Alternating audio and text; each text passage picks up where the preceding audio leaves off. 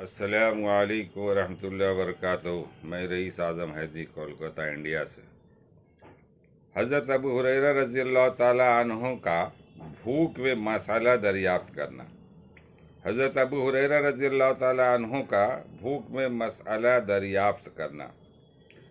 حضرت ابو ہریرہ رضی اللہ تعالیٰ عنہ فرماتے کہ تم لوگ اس وقت ہماری حالتیں دیکھتے کہ ہم میں سے بعضوں کے کئی وقت تک اتنا کھانا نہیں ملتا تھا جس سے کمر سیدھی ہو سکے۔ میں بھوک کی وجہ سے جگر کو زمین سے چپٹا دیتا تھا اور کبھی پیٹ کے بل پڑا رہتا تھا اور کبھی پیٹ پر پتھر باندھ دیتا تھا۔ ایک مرتبہ راستہ میں بیٹھ گیا جہاں پر ان حضرات کا راستہ تھا۔ اول حضرت ابوبکر صدیق رضی اللہ تعالیٰ عنہ گزرے۔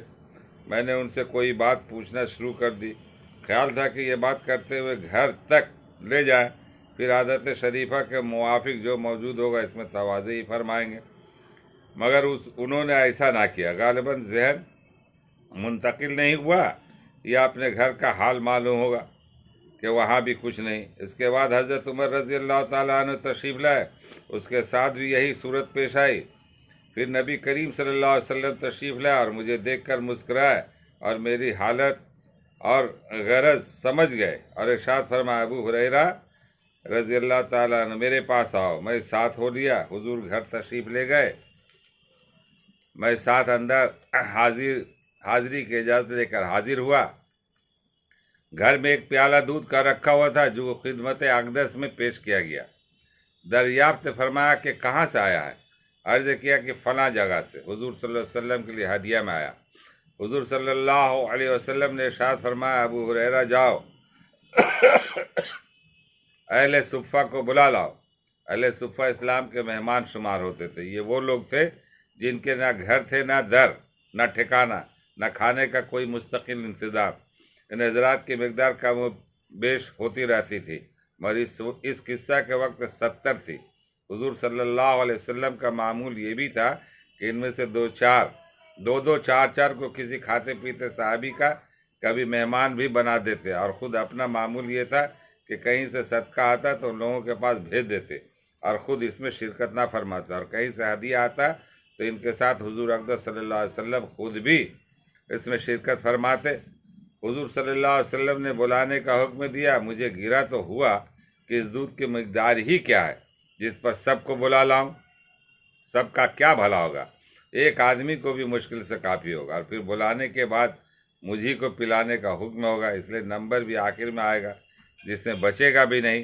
لیکن حضور صلی اللہ علیہ وسلم کی اطاعت بغیر چارہ ہی کیا تھا۔ میں گیا اور سب کو بلا لایا۔ حضور صلی اللہ علیہ وسلم نے ارشاد فرمایا کہ ان کو پلاؤ۔ میں ایک شخص کے پیالہ حوالہ کرتا اور وہ خوب سیر ہو کر پیتا اور پیالہ مجھے واپس کر دیتا۔ اسی طرح سب کو پلایا اور سب سیر ہو گئے تو حضور صلی اللہ علیہ وسلم نے پیالہ دست مبارک میں لے کر مجھے دیکھا اور تبسم فرمایا، پھر فرمایا کہ بس اب تو میں اور تو ہی باقی ہے۔ میں نے عرض کیا کہ بے شک۔ فرمایا کہ لے پی۔ میں نے پیا، ارشاد فرمایا اور پی۔ میں نے اور پیا۔ بالآخر میں نے عرض کیا یا رسول اللہ اب میں نہیں پی سکتا۔ اس کے بعد حضور صلی اللہ علیہ وسلم نے سب کا بچا ہوا خود نوش فرمایا۔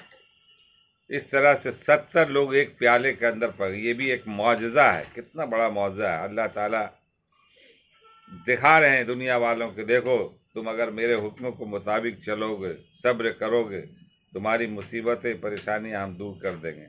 اور ایک پیالے دودھ کی حقیقت کیا ہے؟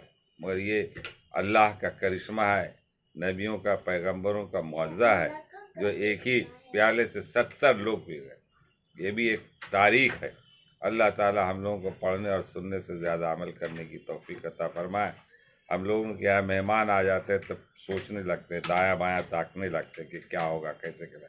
ارے جو چیزیں ہیں اس کو لے کر کے بیٹھ جائے، اسی میں اللہ تعالیٰ برکت دے گا اور یہ نتیجہ ہے سب لوگ مہمانوں کے ساتھ کھا لیں گے۔ مگر یہ آپ کے پاس جب علم ہوگی اور ایمان ہوگا اور صبر کی توفیق اللہ دے گا تبھی سب یہ معاملہ ہوگا۔ اللہ تعالیٰ ہم لوگوں کو پڑھنے اور سننے سے زیادہ عمل کرنے کی توفیق عطا فرمائے۔ وآخر دعوانا الحمدللہ رب العالمین۔